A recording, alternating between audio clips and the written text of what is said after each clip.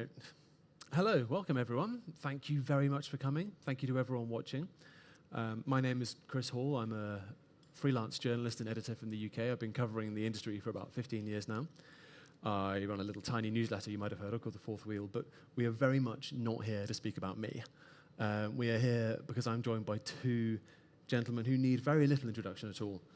Kari Voutilainen, who founded Voutilainen Watches in 2002, and Max Büsser, who set up MB&F in 2005. They are two of the best known and best loved individuals in the independent watchmaking sector. They've collaborated multiple times, and I see them as part of I like to say, a kind of golden generation of independent watch brand founders. They are also possibly, I think, the two most decorated individuals in GPHG history, quite possibly, both adding to their collections just a couple of weeks ago. And both have made headlines for reasons outside their watchmaking in the last couple of years. Kari for his involvement in the revival of Urban Jurgensen, and Max, although actually that's definitely a ploy just to win more GPHGs, isn't it, right? That's but seriously. And Max for the news last year that Chanel took a minority position in MB&F. And those two developments will become relevant to today's conversation because we're here to talk about the theme of succession. What happens when the name on the dial or above the metaphorical door is no longer involved in the brand? It's a question that has reared its head and is about to do so for a great many independent brands, and I think it's a fascinating one. People who collect your watches do so because they believe in your vision, right? They are invested in what you personally have brought to the world of watchmaking, and as we can see by this week, they really value and cherish the personal connections they can have with you, the close connection you can form. And I don't think it's overstating things to say you've both built companies that have what it takes to endure for many, many years to come. So I'm really interested to hear a little bit about how you've done that and how you see the long-term futures of your brands. So thank you for joining me. Max, I think I'll come to you first if you don't mind, and it's a simple starter question, but when did you first seriously start to consider the long-term future of MB&F? Probably around 2021. Okay. So 2005, I create the brand with only a sketch of the first piece and not enough money. The story which I'm actually telling now is actually that I didn't plan to launch the brand in 2005. It was planned to 2007, but I got my new contract from my previous employer, which had a non-compete. And I was like, okay, it's it. I have to jump in. So I was clearly not ready. And then it was 16 years of survival modes where every year you're wondering how you're going to... We would wait on the 15th of December to know if we were in the red or not. Trying to always fund the next 2-3 calibers because a caliber takes 3 to 5 years and we're doing one a year. Yeah. So it was just try to keep your head out of water. You do not think about succession. And then COVID hit, and what should have killed us all actually made us way stronger. And we had suddenly thousands of people going, I like what you do, how can I get one? And like, really? And that's when you suddenly realize maybe there's an opportunity. You start even thinking about it. But there's also another reason, is that I'd gone over my 50th birthday threshold, and I started losing a few friends to heart attacks, to pancreatic cancer. And we're all in denial of that moment. We don't think it's ever going to happen. But when the bullet starts falling close to you, you realize that's the moment you have to think about. So those two things together started the whole process. That's fascinating. There's definitely a couple of things there I'm going to come back to. But Kari, I think you said as well that the pandemic changed things for you. Was it exactly the same experience? The pandemic did change the dynamics, but for the succession I was already thinking almost at the beginning of my career that there's only 3 ways, either stop the business, sell the business, or family continue. So I was thinking that already at the beginning. And actually something that I did that already once. I never told that, but in 80s I worked as an independent. Yeah. when I was young, and I went to the watchmaking school in Switzerland, and then it was a refresher course in Neuchâtel, and then I saw that there's a course on complicated watches, and I had 1 year between these two courses. So I went back to Finland, and I wanted to earn as much as quick as possible. So I started to work as an independent, and I made restoration and services during 1 year. So I set up my company, I worked 1 year, and I closed my company. So that was the first and last time when I do that. Fair enough. I think it's really, I find it very interesting that you were very clear-headed about this from the very beginning. You say you've laid out those possible options, and there aren't many, as you said, but it occurred to you right from the get-go. Because if I'm not wrong, Max, there was a point in time when you thought that MB&F might end when you cease your involvement, right? It might have, yeah. I always remember in the Mad Gallery in Geneva, we curated a German artist called Ulrich Teufel, who makes these incredible electric guitars, all by hand. For everything, he does the metal, he does the wood, and he does like, I don't know, 8 per year. And I interviewed him for a media, I think, and I asked him, he's all alone, no apprentice, no nothing. And I said, so what happens when you pass away? And he just looked at me and said, well, it's finished. Well, that's cool. That's like, yeah, like an artist. An artist passes away, his art is finished. So there was some sort of a moment, and luckily for my team, I didn't keep that idea, that, wow, we announced that 2030, khalas, bye guys, we stop, and that's it. And you've got 5 years to get an MB&F. Mic drop. Yeah. Well, yeah, but then today our team is 72 people in the team. Yeah. There are over 1,000 MB&F owners in the world. You can't just go, I'm off, take care of your after-sales service, guys, it's going to be cool. You can't do that. So you have a responsibility. But it did, a little moment cross my mind. Yeah, I'm sure. And you've put your finger on it, as you say. We'll come back to maybe how the team has grown quite a lot, I think, quite recently.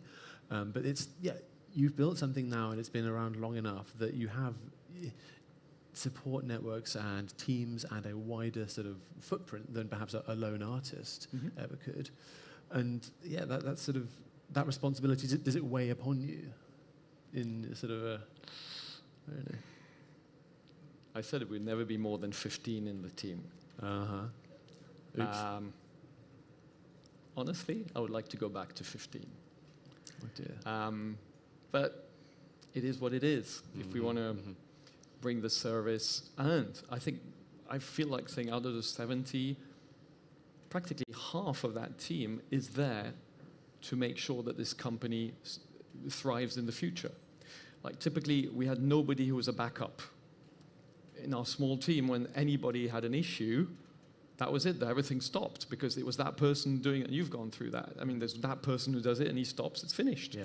So then you start thinking, okay, we can't stop the whole train going because of one person, so you back up. A few years ago, we hired an R&D engineer who came to us and said, sorry guys, it took me 8 hours to find a schematic. It took me a day to find a schematic because we were so intent in coming out with that next movement that we didn't think of how we were going to classify it for the future. So there's stuff everywhere. So we hired an engineer to do what you call a PDM, who's got everything is digitalized thing and whatever. That person is not helping us create the next great movement, because that's the only thing I was always interested in, create the next great movement. And but that person is necessary for the future. So I feel like practically 40-50% of the team today are necessary for the future. But at the end of the day, I have a bit of a nostalgia of the 15-person team. Oh, I'm sure they'd be pleased to hear that. Yeah, sorry. I hope they don't listen. 57 of you, sorry. You know. But no, I get what you're saying. You need to establish your own sense of sort of institutional memory. Can I ask Kari about that? How do you feel about that, of the growth of your team? I did swear that it will remain very small, but then we see that there's ambitions to do a new model and the dreams for the future, and at the end of the day, that you see that I can't do it. We need one person more. We need another one, and it just natural grow. So And how many are you with between the case maker, the dial maker, the movement? about 80 people.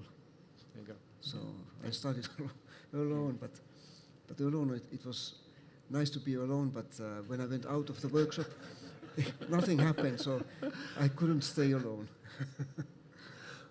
Well, again, good news for everyone involved.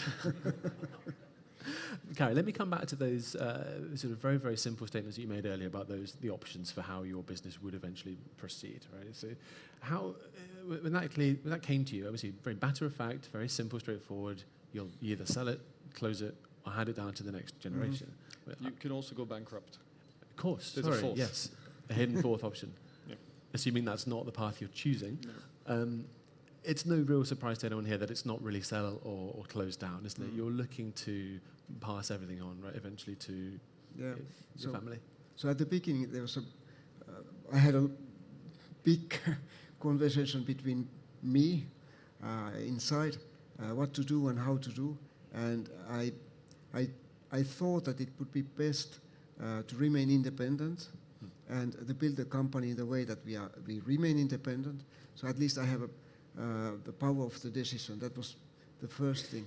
And for me, the independence, it was the financial independence, but also the creativity that we are doing by ourselves. By doing ourselves, that's my opinion, that when we're doing by ourselves, at least like that, we have a control what we are doing, and we can set up the quality, but also it has also the responsibility to document what we are doing, and it's not only one person. That it's like a company's property. It's not a person who is good, but he has to share his knowledge, and it has to be written down. Mm-hmm. Without that, there's no future either, because the key person goes and know-how is out. And I was thinking that we must build the know-how inside of the company, and that we have been building all the time from the beginning. Right. And I was also thinking that might happen, that if we are working with a supplier, the supplier might be poor. It might do the bankrupt, or it might disappear. So that was also one element I was thinking, that by doing by myself, as we are small, I'm not buying thousands of components, so I'm a small player.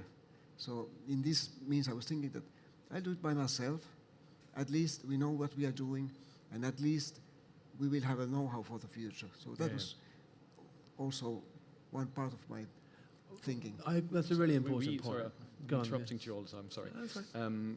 So we started doing our own cases when I'd said we were never going to do them, because one of our suppliers went bankrupt and the other one got so many orders from big brands that he more or less kicked us out. And so exactly, the moment you're like, okay, we're going to do this ourselves, and now 85% of our cases are made in-house.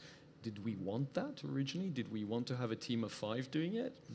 No, but now we're very happy that we master it. But you need a bit of a kick in the pants sometimes.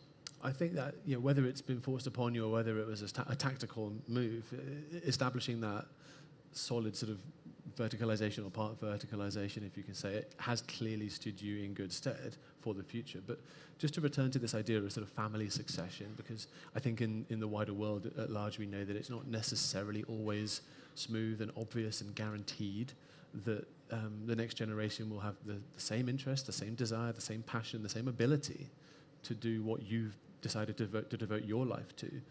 When did you sort of start to get the first feelings that actually might be a workable option, and it was going to work? Well, it was perhaps 10 years ago I started really think more seriously, and these past years even more seriously, what to do, how to do, and think about all the options. Yeah. And so I think it's important decision and to be clear. I mean, and also that there's no need to force the future. I mean, the next generation to do that. So I always told to my kids that they have to have a professional life. That the Monday morning is the best morning of the week. Friday is just a small plus. You have to enjoy your daily life. So I have been pushing that. So it has to be a pleasure, not that they have to do. For people who might not know, could you tell us just how old your children are and how they are currently, or Venla, your daughter, is currently at least involved in your business? So, yeah, my kids, my daughter, she's a watchmaker, but she's very young, and she's learning. So, of course, but I'm not pushing at all. So it's definitely up to them. And my son, he's made a technical university in Polytechnic and studying environment. So for the moment, he has a technical education, but he's more interested in the environment today instead of watches. But he's keen on watches as well. Good. You'd hope. And Max, your kids are younger, but you too are, in theory, looking after things for the next generation, right? I never thought of it that way. Right. I think as a father, so my two daughters are 8 and 12 today, and I'm turning 59. I never had this perception that the children had to take over. It's interesting, I was having a conversation yesterday with a Indian entrepreneur who was a 3rd generation, and we were talking about this, and he said, well, we didn't have the choice. In that sort of environment, is like clearly from the beginning, I was born in the family. I was told, you're taking over the company. Right. I just hope that my daughters are happy. I just hope they find their way, and it would be horrible that they felt forced to do something that they don't enjoy, and then therefore they won't be good at, for sure. So I don't know what they're going to do.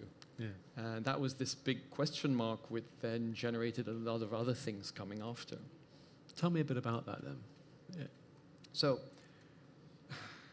being an entrepreneur is something special. I think we never switch off. Mm-hmm. It's not a 9-to-5 job. So you can't wish that on anybody who's not built for that, who doesn't love that. Right. And so I don't know if my daughters will have the wish to enter the company, if they'll have that drive of always being on, which sometimes I'm told I should switch off. I don't know if they will have the talent to take over.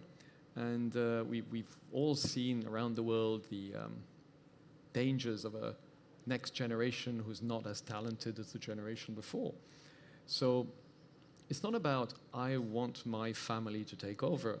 It's I want my daughters to be happy, and I want my company to thrive. And maybe it will work. Yeah. Maybe it will not. But when am I going to know that? In 15, 20 years? I'll be coming with my Zimmer frame at Dubai Watch Week number 17. It's a real question mark. So you can't sit down and do nothing. Right. No, completely. We'll come back to what you did decide to do in just a second. But I want to ask both of you, or Kari, I'll start with you first of this if you like. But as I mentioned at the beginning, this question is on lots of people's minds, not just the two of you, and some brands have already taken different steps towards their future. And I wondered if actions in the wider industry had a bearing on your thought processes in terms of weighing those choices. Do I take on an investor? Do I consider a sale, etc.? At any point in the last, let's say, 5 years, that post-pandemic period that you mentioned earlier, have wider events had any significance on your chosen path for the long term? So, how should I put it?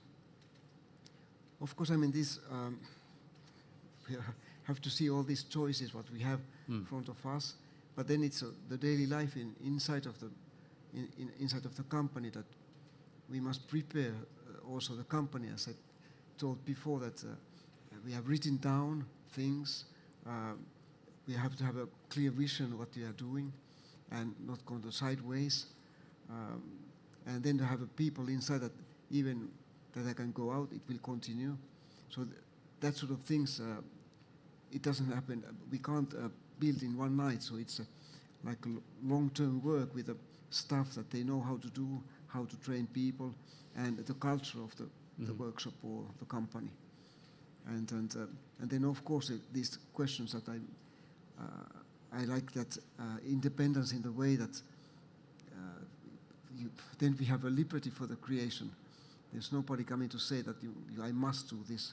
So I can do whatever I want and keep this red line and follow that, what I'm willing to do.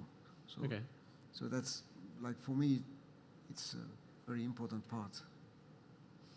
Fair enough. And Max, we know a little bit what you decided to do, but perhaps I think it's often sort of, I don't know, assumed that with that Chanel investment on board, that's the entirety of the story, and it's not, as you've explained to me before. That's one piece of a wider puzzle. Could you unpack that a little bit for us and explain how that has been significant, but not the whole point? Yeah, by far. So here we are. So maybe one or both of my daughters in 15 or 20 years will come on board. What happens if something happens in the meantime? Right. So from there, it's by far not only a shareholding story, and that's just, as you said, a little part of the puzzle, is what is my role in the company? And if I drop dead in 36 minutes and 4 seconds, because I would not before the end of this, what would happen then, and what jobs would have to be filled? Right? And so basically I have 3 jobs. They're probably more, but they're 3. The first one is most of the creative.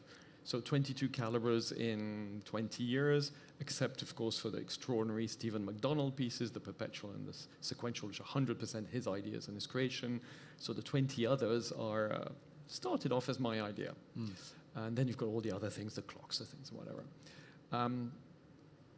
Who's going to do that? Who's going to create the next generation? So the good part is we've already got like 11 projects in the pipeline. So I think we've got 2 HMs, 4 LMs, 2 SPs, and 3 MADs in the pipeline. So that's taking us to 2034. So already you ensure that. But then who's going to take over from there? And it was difficult to start thinking, how am I going to find a creative director in this industry, which is not very creative in itself. And those who are, they've all got their own brands. Yes. So, like, not going to lure somebody who's got their name on a dial, say, come on. And I was incredibly lucky to find Maximilian Mertens, another Maximilian, which is just making it all very complicated. He only has to change the middle letter in the brand. Right. MM and friends. Exactly. Yeah. And so he came on as an intern 8 years ago, incredibly design intern for after school, and incredibly talented. And we stayed close because when you meet talented people, that's one thing you learn. You stay as close as you can. And then slowly started designing more and more and more. And then I said, you want to have ideas? I said, sure. And he came out with great ideas, first for the MAD edition, then for MB&F, and then da-da-da-da-da. And I also recognized that he's way more creative than me today. And we were talking about that, and I'm sorry if anybody was at the panel yesterday, how your disruptive creativity is at your maximum in your 30s. Me was a bit more in the 40s probably. And then it wanes down. And when you're hitting practically 60, I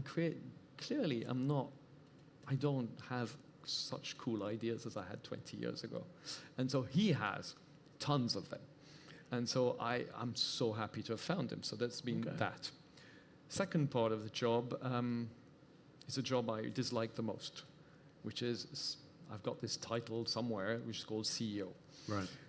And God, I don't like that. And I'm not good at it.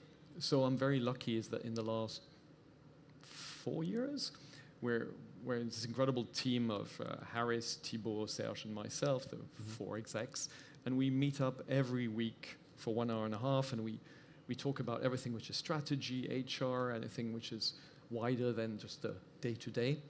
And maybe 10-20% of the time, not even that, we will not all be on the same line, and I have to make a choice. And maybe in a few years, somebody else of us will make that choice. Like, I'm happy to take a step back. The third part is more complicated. and I haven't found the solution to that one. The third part is I'm the world champion of coming out with weird ideas which are going to lose money for the company, but that make MB&F so cool. And I don't know. Maybe they'd be glad to get rid of the losing money part. So you want to come on for that? And so it's just, you try and find somebody who at some moment says, you know what, it financially makes no sense, but let's do it because we'll be so proud of it. And that's basically over the years what we've been infusing. I've been infusing in the team, and I'm seeing now some of these crazy ideas come around the table when we do some brainstormings, and I reward those ideas. Right. Well, in any other company, you would be probably fired. But like, what? How much are we going to lose? No, that we love that, and so that's that. So that we've put that together, and then of course there was the shareholding, but the shareholding is just that the day I pass away, as my wife is not integrated in the company, and my daughters, I don't know if they will, I was just wanting to make sure that a family-owned business, which is a very nurturing family, one who loves what we do, could be there in case of. And that's how the whole Chanel process, as some of you know, they've already invested in FP Journe and Romain Gauthier. They leave them completely free to do whatever they want. They're always an assist. They're extraordinary partners. It's funny because, and I'm sorry, I'm hogging the mic here. It's during the whole process of getting to know each other. In 20 minutes, the owners of Chanel basically said, yeah, no problem, we'll do it. We hadn't talked about specifics. And for 2 years, we got to know each other better. And I was always asking them, like, so I know what we're going to get out of this, but what you want? And they were all saying, to help you. Like, okay. Do you want me to create a movement for you? Cool movement? Like, oh, thank you very much. No. Great. Do you want me to have some crazy cool ideas? A dinosaur pencil sharpener? They were like, oh, no, thank you. But no.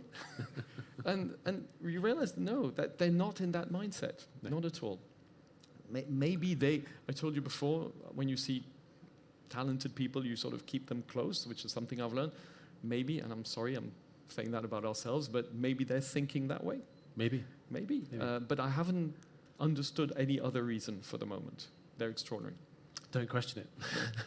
I'm surprised what you said about creativity, but we'll come back to that maybe in a minute, because Kari, I want to put to you the same point that Max made a few minutes ago about, as founder, you occupy so many roles that it's not necessarily replicable in one person. You know you won't have any single individual who's going to come along and do everything you can do for the business. And how, by contrast, how have you approached that problem of unpicking the many, many things that you're good at when the time comes? So, yeah, I have a couple of companies. So, 2014, I was able to buy that dial factory, which was in financial troubles, and over there I have not been working as operational person at all. So at the beginning a little bit, but there is one person who is running the company. He's in charge and so on. So I go over there as a customer. So I don't look what they are doing. I just look the numbers. Okay. That's what I'm interested in. And I go as a customer. I bring my stuff and I know what they do for me, but I keep my spirit free, and that's why I also respect for the customers. I don't go to have a look what they are doing, or I never go to the customer meeting. So I'm a customer. And then the case factory is exactly the same. So, and then, but when we're doing watches, that's a different story, because I'm involved, and it was before pandemic time. I realized that it's getting too busy. I just can't. I can't manage all that, and then the orders, there were more and more orders, and then there was one person. She used to work in our dial factory doing logistics, and I thought that she was doing really well. Right. And then she was 2 years, and she left the company. And when she left, I told her that next time when you change to work, please give me a call. So after 1 year, she called me and I said, okay, I know why you're calling. And she started to work as doing the logistics in our workshop. And then during pandemic time, just after we moved to the new workshop, and I did take care of the renovation of that building.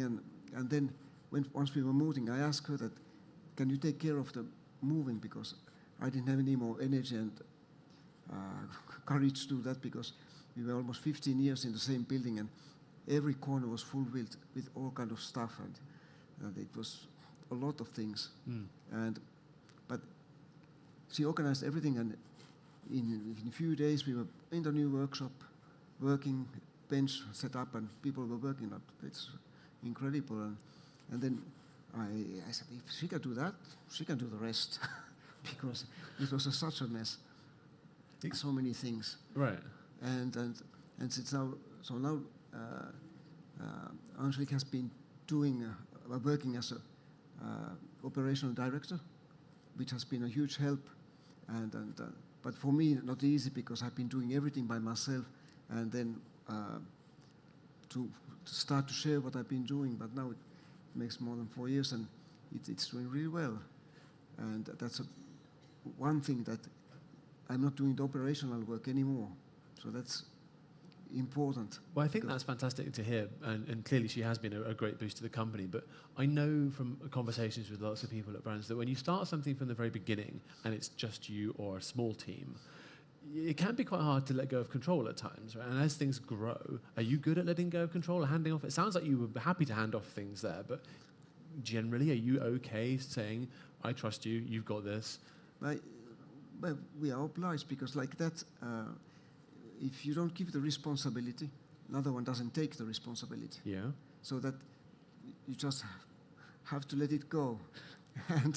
But of course, at the beginning, I mean, things are, but there's so many things, because when we look at that, we are doing watches, but it's not only watches.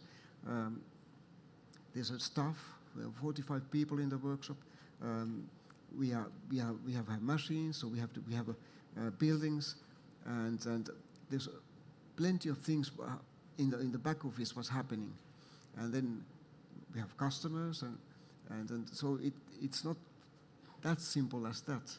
Yeah, of course. I don't think everyone necessarily realizes how many functions there are beyond what's visible. Yeah. There's so many, and then like by myself, when I started at one-man show, so at the beginning you do everything, and it's natural that I do it like that, it's okay. But then, and for you it's, and all these small things are shipping, insurances, and that's this and that, exhibitions. So there are multiple things that you do by yourself. It's normal. I do like that. And the more successful you are, the more of it you do. Yeah. Max, you smiled there when I mentioned letting go of control. Was that revealing something? I discovered a few months ago there's a thing called founder syndrome. Okay. Which you basically poke your nose everywhere, all the time. And I probably had a bit of that, for sure.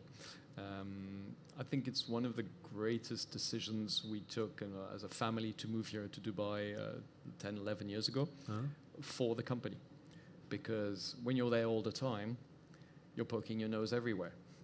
Oh, okay, so they were just happy you were leaving them alone for a bit. So initially, I think they were all a little bit scared when I left, like what's going to happen?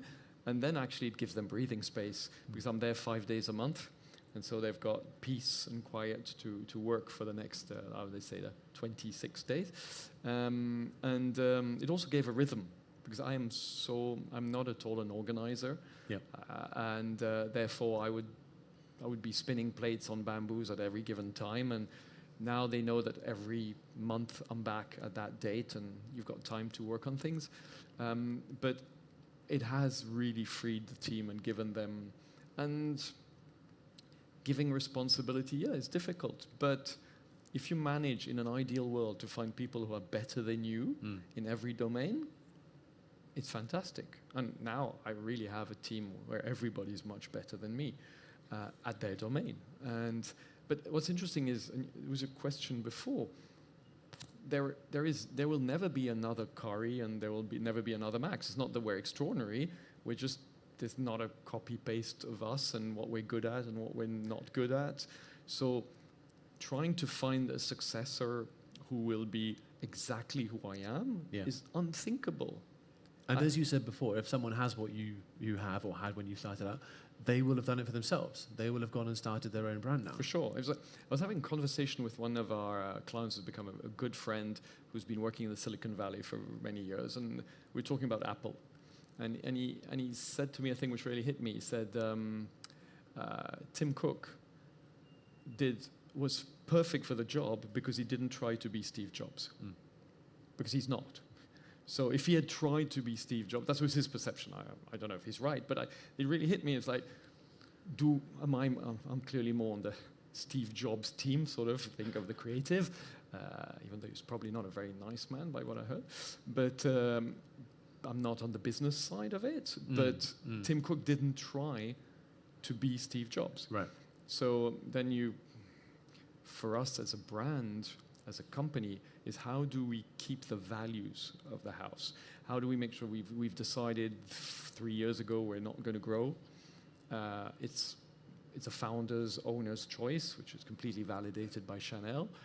Even if the demand is there, we're not going to grow. Yeah. I wouldn't want that the next person wants to multiply by 10, but I won't be there. Well, you've preempted something I definitely want to come up to in a minute, but you've made a couple of really interesting remarks about age and the passage of time. On the one hand, turning 50 and some of the life events that surrounded that for you, but also this motto, which I think is very, very believable. Entrepreneurs don't retire, don't want to retire. I guess I have a couple of questions related to this. Firstly, do you feel different in yourself maybe from 10 years ago from when you were doing the job? And do you feel more conscious of age right now as you're sort of looking to the future? I can tell you, after 3 days of Dubai Watch Week, I'm very conscious of my age.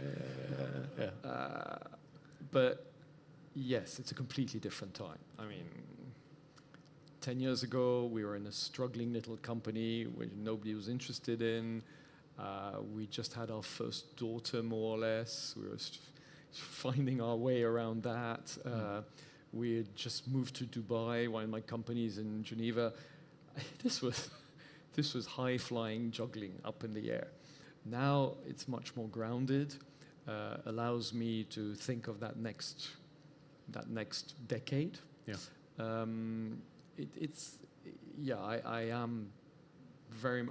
Okay, it's interesting when you're asking us a question, because when I started the company, I thought the whole goal is I want to be proud of myself the last day of my life. So the goal was that pride was going to come from extraordinary products and being a nice person and having good values. Mm-hmm. And then over the next 15 years, you realize that it's not that much the products, it's the journey. Right. It's all the people. I mean, with Kari, we've created 3 calibers together, working maybe on a 4th, and etc. And all these stories that we've built together with other fantastic friends and human friendships which have actually solidified. And that's when you realize you're getting older, you realize that.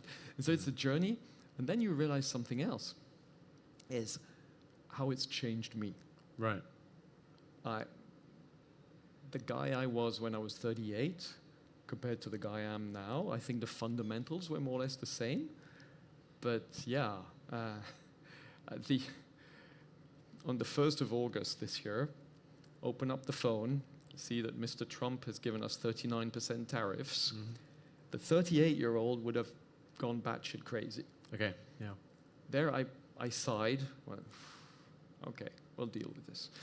That journey, that's what makes growing old cool. Okay. Yeah. Kari, I want to ask you a variation of the same question. How do you feel when you look back at your younger self, and how do you feel in yourself right now with that same perspective in mind? I mean, it's very different, because when I started, the world was very different. I mean, internet was starting, there was no social media and that sort of things, and to show our watches and to show them to the customers. It was completely different way, I mean, to communicate. I remember the Basel Fair was standing in front of the showcase, and people were looking at, who are you and what is this? And people are ignoring. It was completely different. Even the suppliers, I mean, I always remember I wanted to buy my first CNC machine, and the guy is coming and showing it. And when he's leaving, he said, okay, you have a nice workshop, but it's fine, but I think our machines are too expensive to you. Fine, thank you so much. So that was attitude. I mean, very, and it has changed completely. And today it's, we see the little bit the fruits of our work. I mean, it makes more than 20 years that we are doing this work. But and then that time, of course, we were more unsure that how it's going to be the future. But today, I can see the future pretty clear ahead of us. Uh-huh. And very interesting thing was last year that we are always looking what I'm going to do next, tomorrow, after 5 years, and new things, and we are interested and motivated on that. But last year there was an exhibition in Finland, which was my lifetime exhibition. So perhaps lifetime exhibition is done when people are no more here, but that was in the Finnish Museum of Watchmaking near Helsinki, and I was obliged to prepare this exhibition and go back to archives and to find the watches, and that was something that it stopped me that actually we have been doing a lot of things during when I went to the watchmaking school 1983, and from there until the last watch what we made. So it was very interesting, and it stopped me quite a lot. That actually that must have been quite something. A lot of things has happened. Yeah, I mean, I found the letters. I wrote hand letters to thank you for the foundation which gave me money to be able to come to Switzerland and that sort of things. And it was really interesting. And do you agree with Max? Is the word retirement even in your vocabulary? Do you intend to just keep going for as long as you possibly can? Yeah, of course. So no, good. Yeah, I mean, they work differently because there's time to also to. Now we have experience, and now we can share this experience differently because before we didn't have that. So we were much more operating, but now we can do different things and perhaps have a little bit distance, but to share our experience. And I think that would be the challenge and the duty for the future. I think you make a great point in relation to this subject, in that we've been looking at questions of looking forward to the future, but actually reaching the stages you've reached has given you the opportunity to take stock and reflect and look back on what have been substantial and significant careers.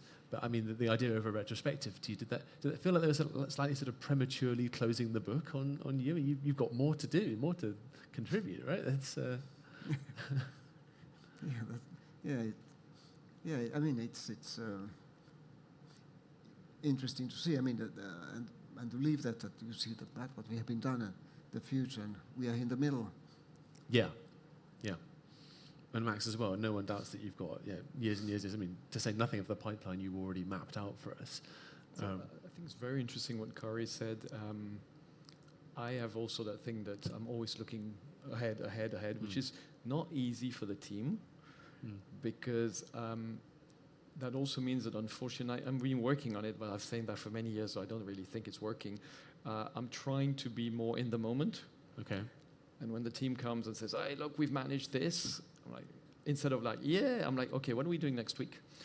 And I know, I'm sorry, I know it's not easy, but it's the way I'm built, and I never look back, but this 20th anniversary has forced me to talk about the story, get interviewed about it, before you would just be talking about the future or the last product. And there's some sort of a surreal thing of, did I actually write that book? Right. Is that really my story? Because it went in one way like this, and another you could put probably Waco could do 8 episodes on Man of the Hour just on that story because it's so complex what happened. I'm sure. I want to finish with a question for both of you, which you sort of slightly preempted a minute ago by speculating as to whether a future MB&F would be making, I don't know, 10 times as many watches, something like that. Given the opportunity to have a snapshot view into the future, let's say decades hence, what are the main things from your company as it stands today that you would want to see enshrined and continued? You know, is it exclusivity, the aesthetic, quality, the culture? What would be most important to you if you had the chance just to look into that distant future and go, oh my goodness, I'm so glad they're still doing it like that? It's a very complex question, but it's a great question. I've got 2 ways of answering. The first is 3-4 years ago, we tried to find what the why of MB&F is. Not the vision, the mission, like why. Why does this company exist? Mm-hmm. And so we got this specialist from Paris, and Harris, Thibault, Serge and myself, we were in a room, and I blocked the whole day out to try and find what is the why of MB&F. And like 30 minutes later, it was done. And there was absolutely nothing about watchmaking, which was a shock because watchmaking is my life. I've been creating watches for 34 years. It saved my life. It defines who I am. But it was just perfect. It was MB&F exists to inspire people to find their true north. Because if you look at everything we've done over 20 years, more than half the things we did should have failed. And if you go and do an MBA, they would have told you, definitely do not do what this dude has done. Right. And it worked. Not everything worked, but it worked. Okay. It worked, and we're not contrarians. We're not completely idiots neither. It was like, we think this is right, so let's try it. And by following our true north and doing it with our values and having amazingly succeeded, maybe that inspire other people to actually find their true north. So there's a confidence and a bravery to sort of commit to what you're... Find what's important for you. Yeah. And I think that has really united our team even much more than anything else. There's the pride of what we do, our values, but it's like we can actually, and in the age of social media, we get so many messages. I get people saying, I can never afford one of your pieces, but thank you. Right. I'm like, well, why? And it's like, because I didn't have the courage to create my company or do this, and I've seen your YouTube videos. YouTube is also allowing us to think that we can actually, the company can survive because we've got the message out there. Before, you'd have to read a print magazine to know what we were going to talk about. And so that, I would wish that the company continues to inspire others to find their true north. Yeah. Now, the other part of us is, as creators,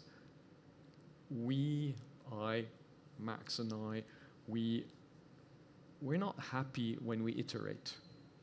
We're not happy to do the same thing a little bit better. We will do it because sometimes we find the story is not at an end, let's do it a bit better. But what we like is to get out of our comfort zone and do something that is scary. It's not where everybody expects us. And that's where we're dopamine junkies.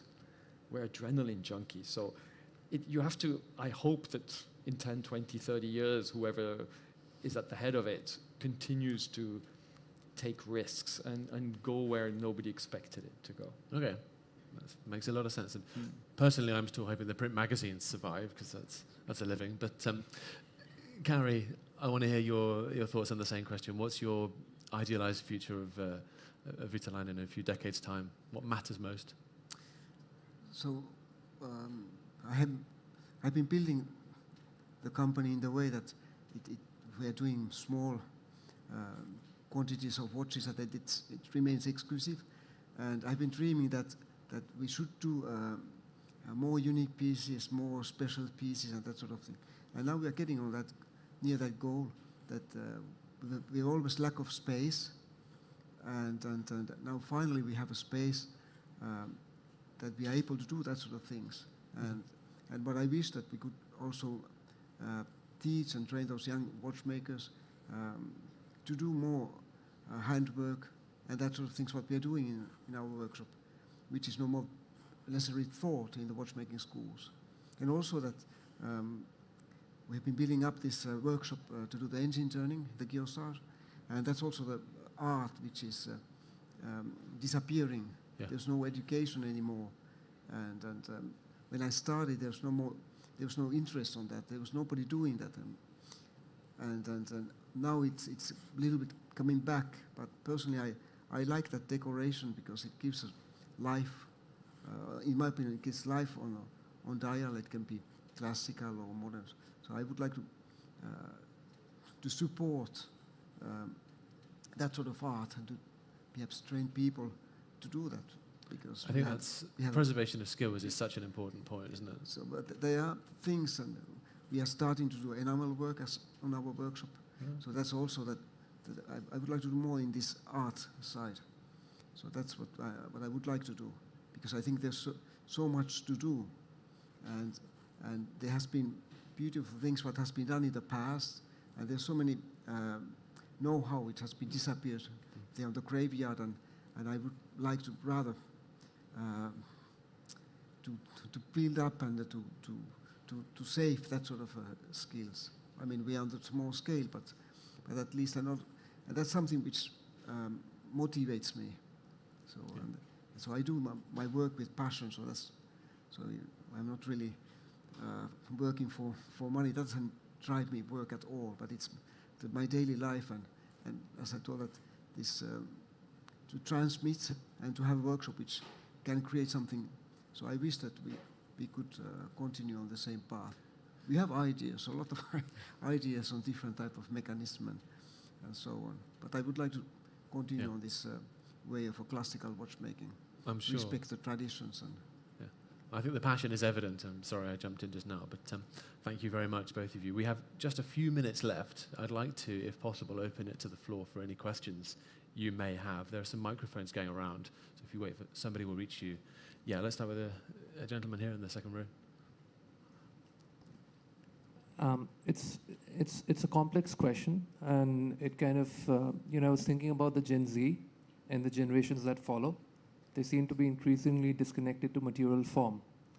So in that context, I was wondering if you are open to collaborations which make the designs a little bit more attainable for this generation to kind of aspire towards that and maybe own that in the future. So that basically is my question, like design collaborations to make it a little bit more attainable and more attractive towards this generation and the generations to follow.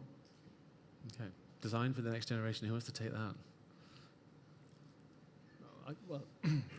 So we've created, in a way that we really didn't want to, but we've created this second brand called Mad Editions, which is, I was jokingly saying, it's a bit like the person who gets rid of their dog and brings it to the forest, and 3 days later the dog is in front of their home again. So for 4 years we've tried to, we didn't want this brand to exist, and it's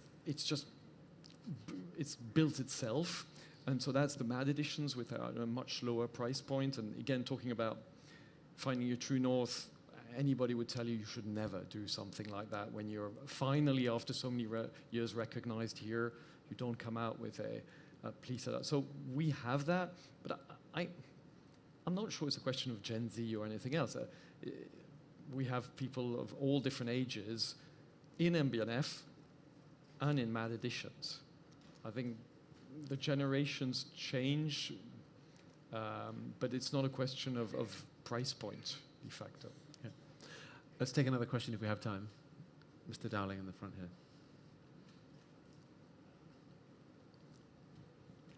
I think it's worth remembering that every big watch company like Patek or Breguet were once independent watchmakers.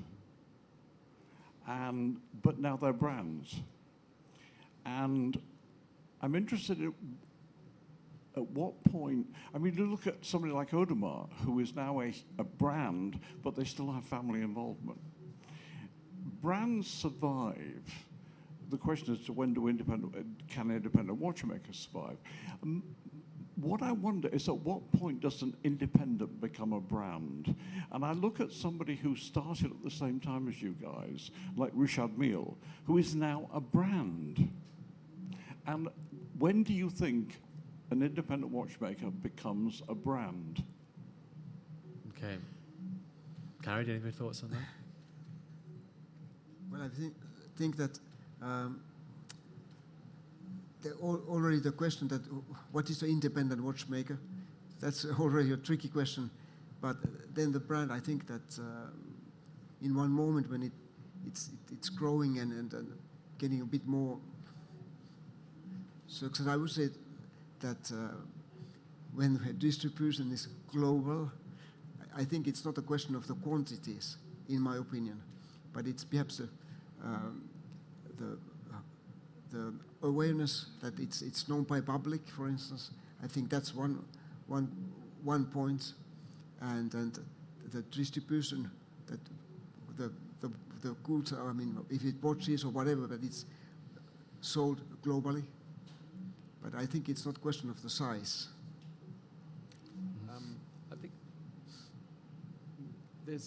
I think when you start seeing customers buying the product who don't care about the story. That's true. It's like, I'm buying that product because my friends have it, or I'm going to look cool with it. And it's not about intrinsically the story, the product, the quality, the engineering, whatever. It's I'm buying an object which now transcends what it was meant to be. That's my point of view. And yeah. I feel like in that answer we could have our next topic for a discussion. But we're over time another technically. panel, Can we squeeze in more questions? Are we allowed to do that? And one more? Gentleman in the pink shirt. Question for Kari. How is it starting a new brand, Urban Jurgensen, after having started your own many, many years ago? How is that experience different today? Well, that's a long story. I mean, in the way that why I'm involved.